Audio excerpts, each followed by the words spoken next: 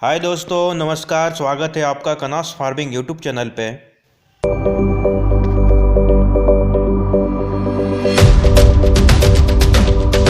दोस्तों, वीडियो शुरू करने से पहले आप सभी को बता दूं, अगर आपका भी कोई गोट फार्म है तो आप आपके गोट फार्म का फ़ोटो या वीडियो मेरे व्हाट्सएप नंबर पे भेजें। मेरे नंबर आपको नीचे डिस्क्रिप्शन में मिल जाएंगे। अगर आपके फार्म का वीडियो मेरे को पसंद आएगा तो मैं आपके फार्म पे बिल्कुल विज़िट करूँगा और आपके फार्म के वीडियो मेरे यूट्यूब चैनल पे अपलोड करूँगा, जिससे जो नया भाई अगर बकरी पालन करना चाहता है उसको काफ़ी हद तक मदद मिलेगी। पिछला एक वीडियो डाला था जिसमें मैंने आपको देवड़ा गोट फार्म का विज़िट करवाया था और उस वीडियो में मैंने बताया था कि देवड़ा गोट फार्म के जो ओनर है अविनाश जी, उनका मैं इंटरव्यू लूँगा, तो आप इस वीडियो में उनका इंटरव्यू देखें। आप बताइए कि आपने फार्म कब से चालू करा? देखिए उदित जी, ये फार्म मुझे शुरुआत हुए पिछला 1.5 साल हो गया है। मैंने 24 जुलाई 2016 से मैंने अपने फार्म चालू मैंने किया था मैंने ये। और कितने जानवर से आपने चालू करा फार्म को? उदित जी, ये जो मैंने अपना जो फार्म जो मैंने चालू किया था, ये मैं 50 बकरियां मैं लेके आया था। और 50 बकरियों के बीच में मेरे पास में 3 बकरे थे। तब से ये मेरा फार्म चल रहा है ये। आपने शुरुआत करी है फार्म की, तो आपको क्या क्या समस्या आई है? देखिए उदित जी, ऐसा है, फार्म चालू करने के पहले सबसे पहले आपके पास में रिसोर्सेज होना बहुत ज़रूरी है। आपके पास में संसाधन कितने हैं? अगर आपके पास में अगर देखा जाए तो पूरे तरीके से रहने की व्यवस्था और खाने की व्यवस्था सबसे पहले होनी चाहिए। अगर आप जानवर अगर पहले खरीद के ले आते हैं और आपके पास में रहने की व्यवस्था और खिलाने की नहीं है, तो आपके जानवर एक तो टूटेंगे, प्लस दूसरा आपको उसमें लॉस हो सकता है। तो सबसे पहले ये है कि जानवर लाए उसके पहले आप उनके रहने की अच्छी व्यवस्था कीजिएगा। और दूसरा ये है कि उनके खिलाने की उचित व्यवस्था करें। जी, आप हमें बताइए कि जैसे आपने बकरी पालन करा है, तो उसमें आपको नुकसान हुआ है कि नहीं हुआ है? देखिए उदित जी, अगर देखा जाए तो नुकसान, शुरुआत में नुकसान हुआ है।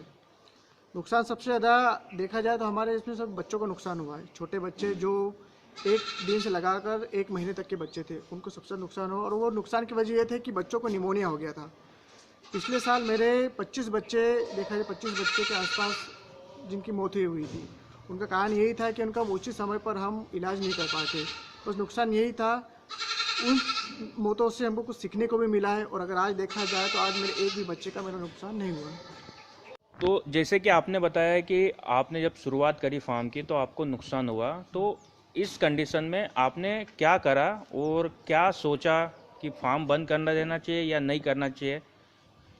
देखिए उदित जी, सबसे पहली बात तो ये है कि फार्म बंद करने का ये तो दिमाग में नहीं आया था।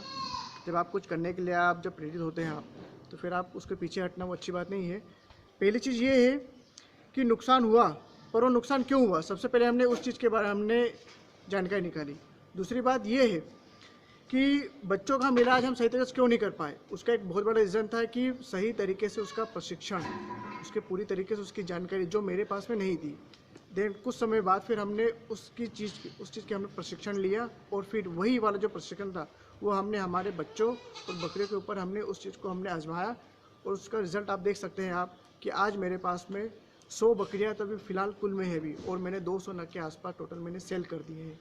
तो आप समझ सकते हैं आप कि जब मेरे 25 बच्चे जब एक साल में जब फर्स्ट बार 25 बच्चे मर सकते हैं, उस अगर आज देखेंगे तो आज मेरे पास में एक ही बच्चे का नुकसान नहीं है। जैसे कि आपने बताया है कि आपकी बकरियां मरी है, तो आपने सबसे पहले बच्चे वगैरह मरे हैं तो आपने प्रशिक्षण लिया। तो जो भी नया भाई अगर बकरी पालन करना चाहता है तो क्या आप उनको ये सजेस्ट करोगे कि क्या आप बकरी पालन करने से पहले उनको प्रशिक्षण लेना ज़रूरी है? देखिए उदित जी, ऐसा है, काम कोई सा भी आप करें, सबसे पहले उस काम के बारे में आपको पूरी जानकारी होना चाहिए।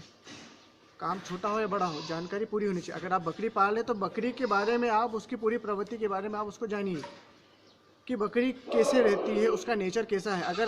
अगर वो चीज़ अगर आप जान सकते हैं वो, तो आप बकरी पालन करना तो बहुत आसान काम है, इतना बड़ा काम नहीं है, आप कर सकते हैं आप। बट ये है कि आप सबसे पहले आप प्रशिक्षण लीजिए, उसके बारे में पूरी जानकारी की लीजिए। उसके बाद आपका जो बकरी फार्म है वो आप शुरुआत कर सकते हैं। देवड़ा जी, आप हमें बताइए कि आपने शुरुआत किस नस्ल के बकरों से की है? उदित जी, अगर देखा जाए तो मेरे जो फार्म जब मैंने शुरुआत किया था तब मैं सबसे पहले जो नस्ल थी वो मेरी मैं काठियावाड़ी नस्ल में लेके आया था। फार्म चालू करने से पहले सबसे पहले आपको यही करना है कि सही नस्ल का चुनाव करना। और सबसे बड़ी गलती मेरी यही हुई थी कि मैं सही नस्ल का चुनाव में नहीं कर पाया। और उस कंडीशन में जब मैं काठियावाड़ जो नस्ल में लेके आया, वो अपने क्लाइमेट के हिसाब से वो सूट नहीं हो पाई। जो एमपी का जो क्लाइमेट है वो काफ़ी गर्म एरिया है, वो उसके हिसाब से वो सेट नहीं हो पाई। ना ही बकरियों में, ना बकरियाँ उसको एडजस्ट कर पाई, ना ही बच्चे कर पाए। इस वजह से मुझे उस नस्ल में मुझे लॉस हुआ। तो ऐसी कंडीशन में आपने कौन सी नस्ल का चुनाव करा अभी? उदित जी, ऐसा है कि जब वो वाली नस्ल को फिर मैंने धीरे धीरे फिर मैं उसको सेल करते गया, और उसकी जगह पर फिर मैंने अपने सिरोही नस्ल को फिर मैंने अपने फार्म में मैंने शुरुआत की। पहले मैं 10 बकरे लेके आया, फिर 20 की, फिर 50 की, और आज मेरे पास में 100 सिरोही नस्ल की बकरियां हैं। और सिरोही नस्ल की बकरी में मुझे काफ़ी अच्छा फ़ायदेमंद प्रॉफिट मुझे इसमें है। जैसे कि आपने फार्म चालू करा है, तो ज़्यादातर लोगों के मन में यही क्वेश्चन रहता है कि चलो फार्म तो चालू कर देंगे, पर उसमें प्रॉफिट होगा या नहीं होगा। तो आप हमारे जो भी व्यूअर्स हैं उनको आप बताइए कि उसमें प्रॉफिट है कि नहीं। देखिए उदित जी, सीधी सी बात है, सब कुछ आपकी मेहनत के ऊपर डिपेंड करता है। दूसरा, आपके पास में जानवर कैसे हैं, कौन सी नस्ल के हैं, एक तो उनके ऊपर रहेगा। अगर आपके जानवर अगर अच्छे बने हैं, तैयार जानवर है आपके, तो आपके जानवर आपके फार्म से ही सेल हो जाएंगे, आपको कहीं जाने की ज़रूरत नहीं रहेगी। दूसरी बात आपने पूछी थी कि प्रॉफिट, इसमें प्रॉफिट है कि नहीं है। देखिए सर, अगर ऐसा है, पिछले 1.5 साल में मैंने 200 नग मैंने सेल कर दिए हैं। तो बकरी पालन आपने करा, उसमें आप बकरियों को क्या क्या खिलाते हो प्रतिदिन में? उदित जी, जो खिलाने का जो टाइमिंग है, जो इनका जो दिनचर्या है, वो हम इनको सुबह के टाइम में इनको सूखा चारा देते हैं। सूखे चारे में जितने भी दलहनी जो चारे रहते हैं, जैसे मसूर का हो गया है, सोयाबीन हो गया है, चने का हो गया है, इसके साथ में तुअर का जो भूसा है वो कर देते हैं, मूंगफली का पारा, ये इन सब चीज़ों को मिलाकर हम बकरियों को डालते हैं। हम सुबह के टाइमिंग में डालते हैं, और जो दोपहर का रहता है कि दोपहर में देखते हैं कि चारा है कि नहीं है, वरना दोपहर को फिर चारा उनका मेंटेन करते हैं। और शाम के टाइम में इनको हरा चारा हम देते हैं। हम हरे चारे में आप इनको रिचगा दे सकते हैं, आप CO4 दे सकते हैं, आपके पास में अगर मक्का लगा तो मक्का दे सकते हैं, ज्वार भी दे सकते हैं। आप हरे चारे में, तो आपके पास में अगर खुद की अगर ज़मीन है तो आप ये 3 या 4 प्रकार की आप खेती आप कर सकते हैं, उनको आप चारे की व्यवस्था आप कर सकते हैं। तो जैसे कि आपके ऐसे इंटरव्यू में पूरा बताया कि आपने ज़्यादातर फोकस सिरोही बकरी पे की है, जी तो अगर कोई नया भाई अगर बकरी पालन करना चाहते हैं तो क्या वो शुरुआत क्या सिरोही से ही करें? जी, अगर ये मेरा मानना है कि अगर आप नया अगर बकरी पालन आप या फार्म आप डालना चाहते हैं आप, तो सबसे पहले आप सिरोही बकरी से ही आप कीजिए आप। और अगर आपके पास में कि सिरोही बकरी अगर उपलब्धता नहीं हो, उसकी अवेलेबल नहीं हो रही है अगर आपके पास में वो, तो आपके जो क्लाइमेट के हिसाब से, आपके जो एरिया के साथ जो देसी जो नस्ल की बकरियां हैं, आप उनसे शुरुआत कर सकते हैं आप। बाकी आप उनको देखिए, आप उनके ऊपर मॉनिटरिंग कीजिए, आप 3 से 4 महीने 6 महीने कीजिए। बाकी फिर आप उसके बाद फिर आप नस्ल के ऊपर ही जाइए, क्योंकि सही नस्ल और सही नस्ल की बकरी को आप चुनाव करेंगे तो ही बकरी पालन में आपको फ़ायदा मिलेगा। अगर कोई नया भाई अगर बकरी पालन करना चाहता है तो क्या आप आपके फार्म में उसको प्रशिक्षण दोगे? उदित जी, प्रशिक्षण का ऐसा है कि हम 1 रोज़ का हम प्रशिक्षण देते हैं हम, जिसका शुल्क 700 रुपये पर दिन के हिसाब से है। और इसमें आप क्या क्या सिखाते हो उनको?